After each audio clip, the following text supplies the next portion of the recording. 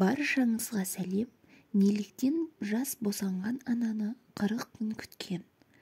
40 күнді қазақтар бекерден бекер ерекшелемейді. Себебі 40 күн сәби үшін де, анасы үшін де қауіпті әрі қатерлі кезең. 40-нан шықпаған бала жердің баласы емес деп есептелінген. Анықтап қарасаңыз, 40-нан шықпаған баланың көзі біртүрлі тұманданып, әрі қайда қарап тұрғаны белгісіз секілді. Көзін аударып төңкеріп тұрады. Ал 40-нан шыққан соң оның көзі жылтырап, кәдімгідей жан-жағына көз тоқтатып қарайды. Көзінде от пайда болады. Қазақ 40-нан шықпаған баланы ешқайда шығармаған. Адам дүниеден өткенде 40-ын береді. Ғайып ерен 40 шілтен, 40 жетіні 40-қа матап бердім деген сөздер де тілімізде кездеседі. Яғни 40 санының біздің өмірімізде алар орны ерекше болғандығын осындай мысалдардан білеміз. Жас босанған келінін көргенді ене 40 күн бойы күткен. Әсіресе тұңғыш баласын өмірге әкелген ананы ерекше қамқорлыққа алады.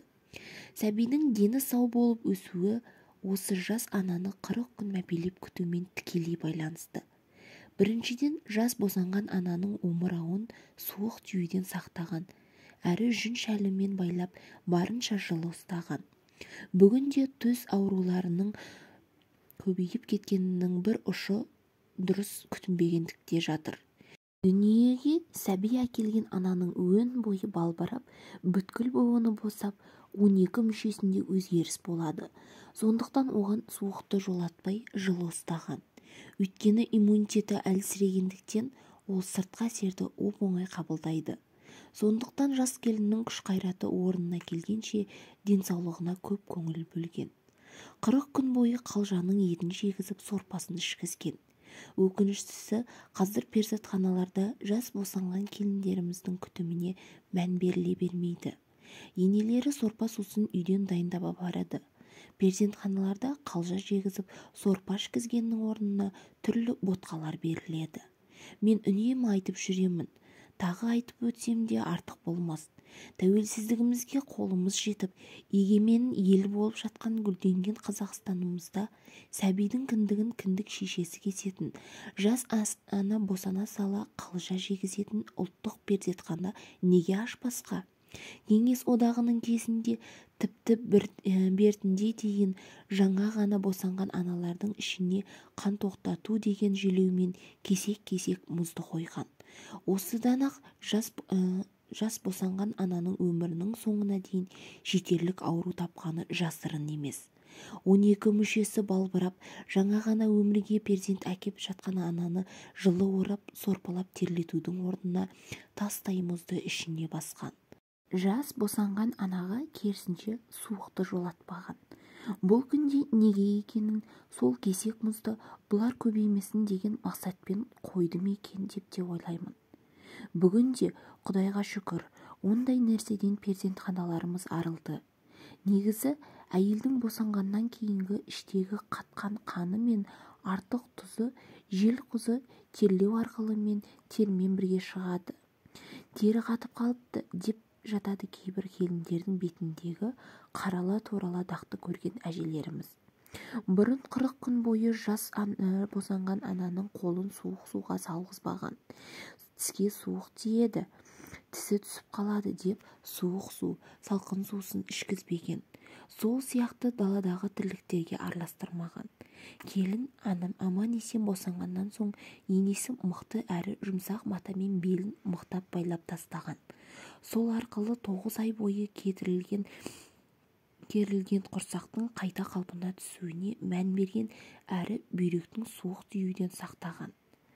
Қазақ әйелдері 7-8 перзентті дүниеге келтірсе де, құлын мүшесінің бұзылмай, дене сымбатының сақталуының сыры да осында. Келіннің аяғына жылы шұлық, нырақта тіпті арнайы тізеқап кигізіп қоятын болған. Осындай күтім арқылы әйелдің буын ауруларына шалдықпауын ойлап алдын алған. Тіпті шаш түспеуінің алдын алып, келіннің шашын тастай қатты қып өріп тастайтын болған. Тағы бір аса мән беретін нәрсе босанған ананың бетіндегі даққа қатысты. Көргенді ене бөпең әбден тойып болған соңғы қалған сүтіңмен бетіңді сүрт деп келіннің бетіндегі дақ қалмауын да ойлаған. Босанған ананың бір түрлеп жасарып сұлулана түсуіне біріншіден қалжаның пайдасы тисе, екіншіден баласынан қалған сүтті бетіне жаққанының әсері мол болған. Осының барлығы түптеп келгенде өмірге жаңа келген перзент үшін жасалатын қамқорлық. Анасының дені сау, күш-қуаты мол болса, бала да дені сау болып аман-есен жетіледі. Әсіресе тұңғыш баласын босанған ананы 40 күнге дейін қол-аяғын қимылдатпай күтсе, келесі балаларында жөн-жосықты өзі-ақ білетін болады. Тұла бойы тұңғышын дүниеге әкелерде жас ана барлығын жұмбақ. Тылсым құпиясы мен қорқынышы басым болғандықтан оның әрбір қадамына енесі, кіндік шеше мен абысын ажындары үлгі-өнеге көрсетіп отырған. Ел аузындағы әңгімелерде айтылатын, тезек теріп далада жалғыз жүріп босанып қалып, баласының кіндігін тісімен қиятын аналар осындай күтімді көрген. Денсаулықтары мықты біздің қазақ келіндері. Ендеше біздің әжелеріміздің кемеңгерлігінің арқасында келіндеріміз дүниеге 10 шақты бала әкелген және ешқашан сымбаты жоғалтпаған. Бүгінгідей әйелдерде кездесетін түрлі аурулар олардан аулақ болған. Менің пайдалы ақпараттарымды жіберіп алмас үшін каналыма тіркеліп, қоңырауша белгісін басуды ұмытпаңыз.